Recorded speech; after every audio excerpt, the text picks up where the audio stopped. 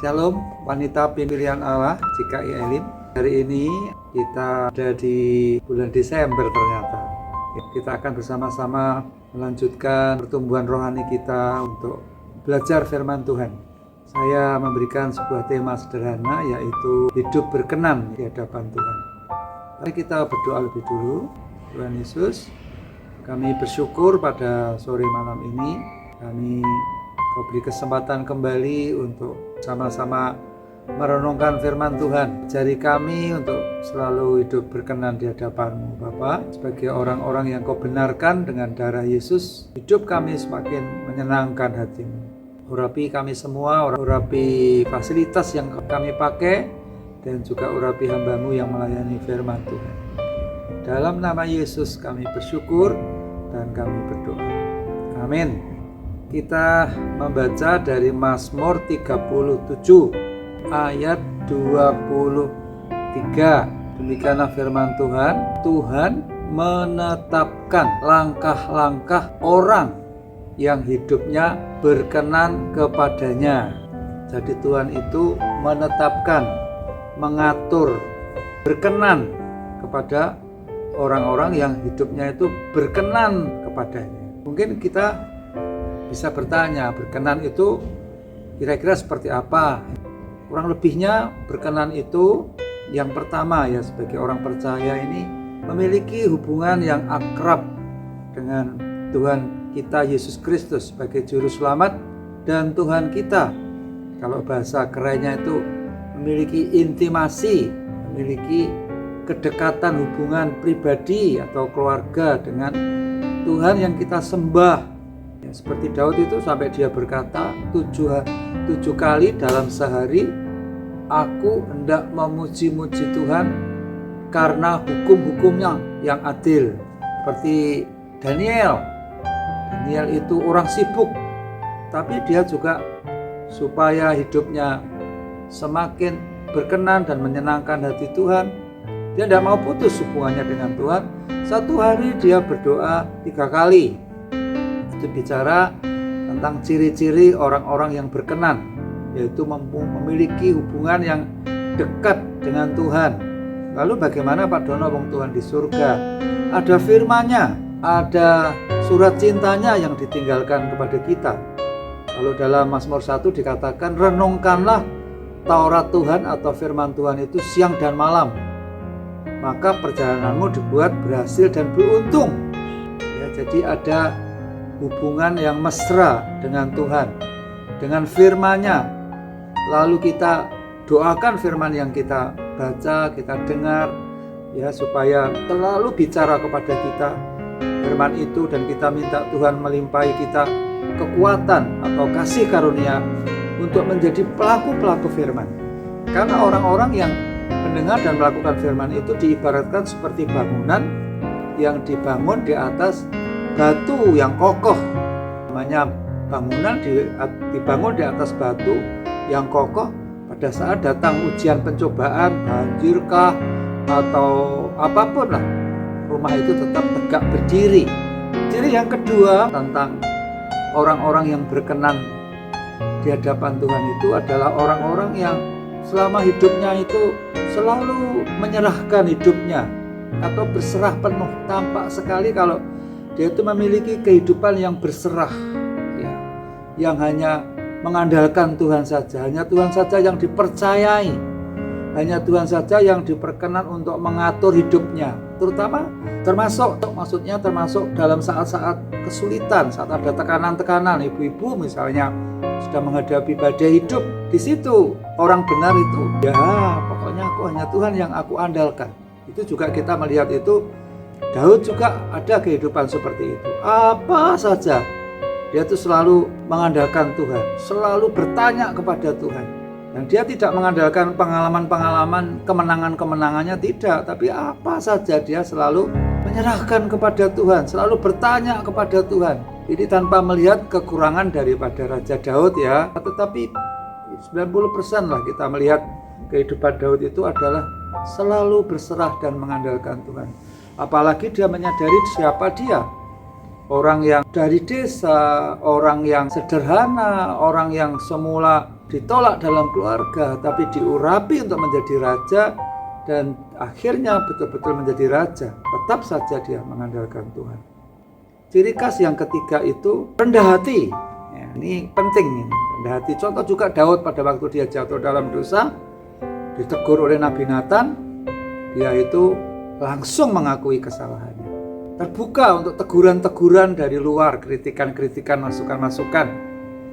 Ya, apalagi kalau diingatkan Roh Kudus, diinsafkan Roh Kudus mengapa melakukan ABCD yang bertentangan dengan firman Tuhan, langsung berubah sikap. Itu bicara tentang kerendahan hati.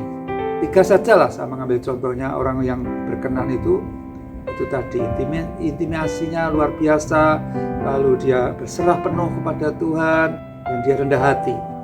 Dikatakan di sini orang-orang yang berkenan kepada Tuhan itu luar biasa. Ayat 24, apabila ia jatuh. Kalau kita termasuk kriteria ini, sekalipun kita jatuh, sampai dikatakan tidak sampai tergeletak. Mungkin ada sebuah persoalan yang sangat berat, misalnya hutang yang sangat berat, tetapi di tengah-tengah keadaan yang mungkin tidak mampu, pasti tidak bisa mampu, ya tidak mampu untuk bisa melunasinya.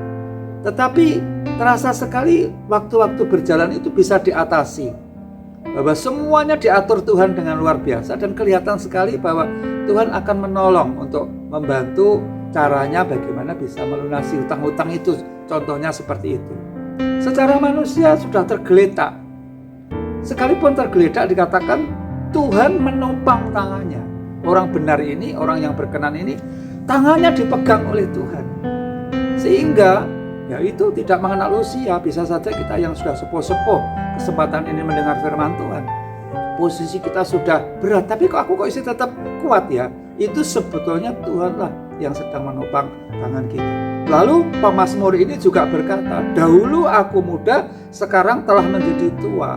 Ini pemazmur ini menjadi saksi hidup tentang orang benar, tentang orang yang berkenan kepada Tuhan. Apa saksi yang pernah dia lihat itu?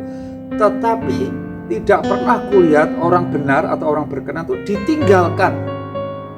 Ya, seperti yang Yesus katakan kepada murid-muridnya, aku tidak akan pernah meninggalkan engkau yatim piatu.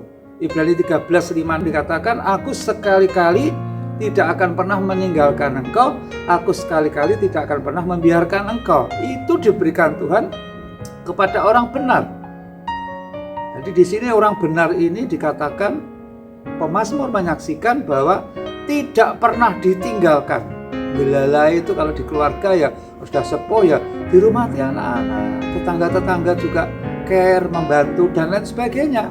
Ada perhatian-perhatian dari orang lain, itu cara Tuhan. Atau anak cucunya meminta-minta roti, semua tercukupi, anak menantu, cucu, semua tercukupi, tidak kekurangan. Tidak dibiarkan meminta-minta roti, itu artinya mengemis-ngemis, tidak. Tapi dipelihara Tuhan. Selanjutnya orang benar ini luar biasa juga, di sini dikatakan tiap hari ia menaruh belas kasihan. Artinya melimpah-limpah dengan belas kasihan. Bahkan dikatakan orang benar itu dalam bentuk belas kasihannya apa? Memberi pinjaman. Ada orang membutuhkan sesuatu ya, dia meminjami, malah kalau perlu dia berkata sudahlah, tidak usah pinjam, ini tak beri. Itu luar biasa. Itu ciri-ciri orang yang berkenan di hadapan Tuhan. Dikatakan juga anak cucunya menjadi berkat. Ya. Saya sebagai Mbah Du atau Mbah Tin Udono, saya melihat dua cucu saya itu sudah pelayanan, kecuali yang kecil kan baru 6 bulan. Sudah terlibat pelayanan ya. Di panggung ini kan seperti Mas Yosef ini sang rekam saya ini masuk pelayanan. Itu mbah-mbahnya Mas Yosef itu akan senang, wah putuku pelayanan. Ya di sini katakan dan anak cucunya menjadi berkat. Jadi itu termasuk kalau keluarga kita, cucu-cucu kita melayani menjadi berkat, itu termasuk kelompok orang yang berkenan kepada Tuhan. Tadi dikatakan Tuhan itu menetapkan jalan-jalan hidupnya. Tuhan peduli, Tuhan mengatur jalan-jalan hidup. Kesempatan mendengar firman Tuhan yang singkat ini, kita penuhi 3 syarat tadi. Bangun hubungan intim dengan Tuhan, hidup penuh penyerahan kepada Tuhan. Ya. Buktinya apa? Tidak mudah mengeluh, tidak mudah bersungut-sungut, senantiasa bersyukur dan percaya kepada Tuhan. Dan seterusnya tadi ya, rendah hati. Dan pesan saya, ke depan ini kan sebentar lagi kita akan merayakan Natal, baik umum maupun tutup tahun, Natal komisi, Natal mungkin di keluarga. Kita banyak berdoa, paling tidak diberi cuaca terang, dijauhkan dari klaster baru atau pandemi ya.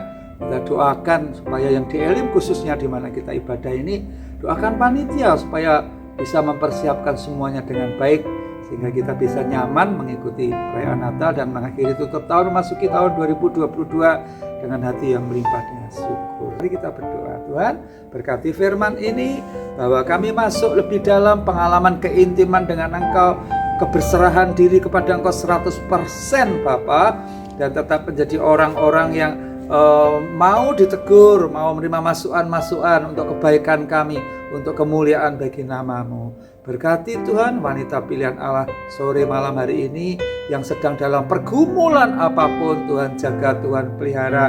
Kalau toh mereka keluar dari jalur-Mu sebagai orang benar, ingatkan kembali bagian di Roh Kudus untuk mengingatkan kami wanita pilihan Allah untuk kembali berjalan di dalam jalan Tuhan sebagai orang benar, orang yang berkenan kepada Allah.